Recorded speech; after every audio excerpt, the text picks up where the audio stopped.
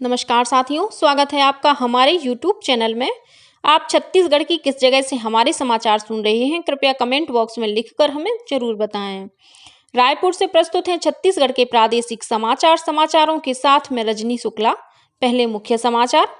विधानसभा चुनाव के तहत राज्य के 90 विधानसभा क्षेत्रों से अब तक सभी श्रेणियों के 1,03,000 से अधिक डाक मतपत्र प्राप्त हुए हैं।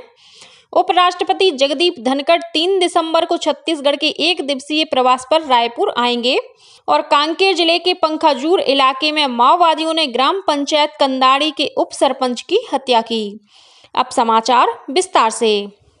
छत्तीसगढ़ में विधानसभा चुनाव के बाद सभी 90 विधानसभा सीटों की मतगणना कड़ी सुरक्षा के बीच जिला मुख्यालयों में कल 3 दिसंबर को एक साथ होगी। इसके लिए निर्वाचन आयोग ने सभी तैयारियां पूरी कर ली हैं। इस बीच राज्य के 90 विधानसभा क्षेत्रों से अब तक सभी श्रेणियों के 1,03,000 से अधिक डाक मतपत्र प्राप्त हुए हैं। इनमें सेवा मतदाताओं के ईटीपीबी, निर्वाचन ड्यूटी कर्मचारियों से सुविधा केंद्रों से प्राप्त डाक मतपत्र और अनुपस्थित श्रेणी के 80 वर्ष से अधिक आयु वर्ग के मतदाता, दिव्यांग तथा अनिवार्य सेवा मतदाताओं से प्राप्त डाक मतपत्र शामिल हैं। मुख्य निर्वाचन पदाधिकारी रीना बाबा साहेब कंगाली ने बताया कि सेवा मतदाताओं को जारी किए गए ईटीपीबी प्रतिदिन प्राप्त हो रहे हैं, जिनकी संख्या 6,000 से अधिक है। सेवा मतदाताओं के ईटीपीबी कल 3 दिसंबर को मतगणना शुरू होने के पहले तक प्राप्त किए जाएंगे। प्रत्येक दिन प्राप्त होने वाली ईटीपीबी को जिला स्तर पर अभ्यर्थियों अथवा उनके प्रतिनिधियों की उपस्थिति में जिला मुख्यालय के ट्रेजरी स्थित स्ट्रांग रूम में सुरक्षित रखा जाता है और इसकी संख्यात्मक जानकारी से सभी को अवगत कराया जाता है। वहीं डाक मतपत्रों में निर्वाचन ड्यूटी में तैनात अधिकारियों कर्मचारियों के 91,000 से अधिक डाक मतपत्र शामिल हैं। इसी तरह 80 वर्ष से अधिक उम्र के मतदाता और दिव्यांगजनों के घर घर जाकर प्राप्त किए गए डाक मतपत्रों की संख्या 6,000 से अधिक है। इसके अलावा अनिवार्य सेवा श्रेणी के अनुपस्थित मतदाताओं से प्राप्त डाक मतपत्रों की कुल संख्या 165 है। मुख्य निर्वाचन पदाधिकारी ने बताया कि प्राप्त डाक मतपत्रों की संख्यात्मक जानकारी प्रत्येक दिवस भारत निर्वाचन आयोग को निर्धारित प्रारूप में प्रेषित की जा रही है और जिला स्तर पर भी इसकी जानकारी से सभी अभ्यर्थियों को अवगत कराया जा रहा है। उन्होंने बताया कि मतगणना के दिन 3 दिसंबर को सबसे पहले सुबह 8 बजे से डाक मतपत्रों की गणना की जाएगी और उसके आधे घंटे बाद ईवीएम मशीन के मतों की गणना शुरू होगी। उपराष्ट्रपति जगदीप धनखड़ आगामी 3 दिसंबर को छत्तीसगढ़ के 1 दिवसीय प्रवास पर रायपुर आएंगे। श्री धनखड़ की यह पहली छत्तीसगढ़ यात्रा है। उपराष्ट्रपति रायपुर के हिदायतुल्ला नेशनल लॉ यूनिवर्सिटी में विद्यार्थियों और संकाय सदस्यों के साथ बातचीत करेंगे। श्री धनखड़ का इसी दिन राजभवन का दौरा करने का भी कार्यक्रम प्रस्तावित है। केंद्रीय माध्यमिक शिक्षा बोर्ड सीबीएसई 10वीं और 12वीं श्रेणी की परीक्षाओं में अब किसी प्रकार की अग्रिम श्रेणी डिवीजन और विशिष्ट पहचान डिस्कशन घोषित नहीं करेगी। बोर्ड ने अपनी अधिसूचना में कहा है कि वह ना तो इसके लिए गणना करेगी और ना ही विद्यार्थियों को प्राप्त अंकों का प्रतिशत बताएगी। बहुत उम्मीदवारों से बोर्ड परीक्षाओं में विद्यार्थियों के प्रतिशत की गणना के मानदंड की सूचना देने के अनुरोध के बाद नई अधिसूचना जारी की गई है। कल विश्व एड्स दिवस के मौके पर राजधानी रायपुर सहित प्रदेश भर में विभिन्न कार्यक्रम आयोजित किए गए। इस दौरान कई जगहों पर चर्चा, संगोष्ठी और रैली निकालकर लोगों को HIV एड्स के प्रति जागरूक किया गया। वहीं बीजापुर स्थित स्वामी आत्मानंद हिंदी माध्यम स्कूल में विद्यार्थियों के लिए रंगोली, निबंध और प्रश्नोत्तरी प्रतियोगिता का आयोजन किया गया। यह दिवस विश्व भर में लोगों को HIV वायरस के प्रति जागरूक करने और एकजुट होकर इससे निपटने के लिए मनाया जाता है। यह दिन HIV से ग्रसित लोगों को समर्पित है। विश्व स्वास्थ्य संगठन के अनुसार 3,90,00,000 से अधिक लोग HIV से पीड़ित हैं। इस साल विश्व भर में HIV से ग्रस्त 6,30,000 लोगों की मृत्यु हुई है। कांकेर जिले के पंखाजूर इलाके में माओवादियों ने ग्राम पंचायत कंदाड़ी के उप सरपंच रामसू कचलानी की हत्या कर दी है। माओवादियों ने ग्राम अचिनपुर के पास पर्चा फेंककर इस घटना की जिम्मेदारी ली है।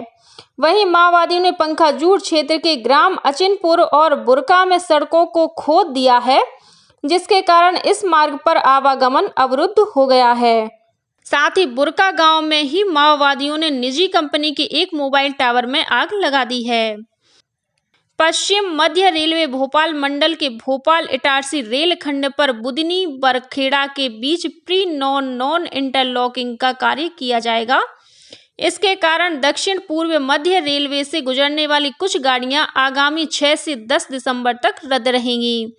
इनमें Nizamuddin Raigarh Gondwana express, Korba Amritsar Chhattisgarh express, Amritsar Bilaspur Chhattisgarh express और बिलासपुर कोरबा पैसेंजर स्पेशल शामिल हैं। प्रदेश की सभी शैक्षणिक संस्थाओं में अध्ययनरत अनुसूचित जाति, अनुसूचित जनजाति और अन्य पिछड़ा वर्ग के विद्यार्थी जो पोस्ट मैट्रिक छात्रवृत्ति की पात्रता रखते हैं, वे छात्रवृत्ति के लिए आगामी 30 दिसंबर तक ऑनलाइन आवेदन कर सकते हैं। वहीं ड्राफ्ट प्रस्ताव लॉक करने के लिए अगले साल 20 जनवरी और स्वीकृति आदेश लॉक करने के लिए 24 जनवरी तक की तिथि निर्धारित की गई है।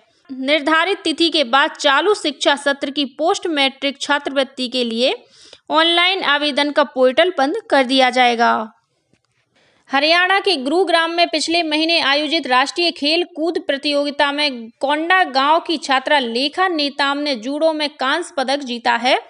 लेखा नेताम ने 14 वर्ष से कम आयु वर्ग के 44 किलोग्राम वर्ग में उत्कृष्ट प्रदर्शन करते हुए यह उपलब्धि हासिल की है। लेखा नेताम के कोंडा गांव पहुंचने पर कलेक्टर दीपक सोनी ने उनका सम्मान किया। इस अवसर पर कलेक्टर ने उन्हें शुभकामनाएं देते हुए आगामी खेल प्रतियोगिताओं में भी इसी तरह का प्रदर्शन करने के लिए प्रोत्साहित किया। इस मौके पर जूडो प्रशिक्षक नारायण सोरेन ने बताया कि 3 से 6 दिसंबर तक गुजरात के अहमदाबाद में आयोजित होने वाली खेलो इंडिया वुमेन लीग रैंकिंग प्रतियोगिता में जिले की 4 महिला खिलाड़ी जूडो प्रतियोगिता में शामिल होंगी। इनमें हेमवती नांग, राजेश्वरी मरकाम, गीता हिडको और निर्मला सौरी शामिल हैं। कलेक्टर ने इन सभी खिलाड़ियों को शुभकामनाएं दी। गौरतलब है कि कोंडा गांव में जिला प्रशासन और आईटीबीपी की 41वीं बटालियन द्वारा निःशुल्क जूडो प्रशिक्षण केंद्र संचालित किया जा रहा है। इस केंद्र में अब तक 200 से अधिक बच्चों को प्रशिक्षण दिया जा चुका है। कोंडागांव जिले की केशकाल घाटी में चल रहे मरम्मत कार्य की अवधि 3 दिसंबर तक बढ़ा दी गई है। ऐसे में मालवाहक वाहनों का आवागमन पूर्व में निर्धारित वैकल्पिक मार्ग से ही होगा। अनुविभागीय अधिकारी ने बताया कि केशकाल घाटी में चलाए जा रहे पेंच मरम्मत कार्य को बीते 18 नवंबर को शुरू किया गया था, जिसे 30 नवंबर तक पूरा किया जाना था, लेकिन निर्धारित अवधि तक कार्य पूरा नहीं होने के कारण कार्य की अवधि 3 दिन बढ़ाई गई है। छत्तीसगढ़ आबकारी विभाग द्वारा छत्तीसगढ़ के 2 डिस्टिलरियों द्वारा देसी शराब की आपूर्ति में कचरा व कीड़ा पाए जाने पर पीने के लिए हानिकारक मानते हुए संबंधित के खिलाफ बड़ी कार्यवाही की गई है।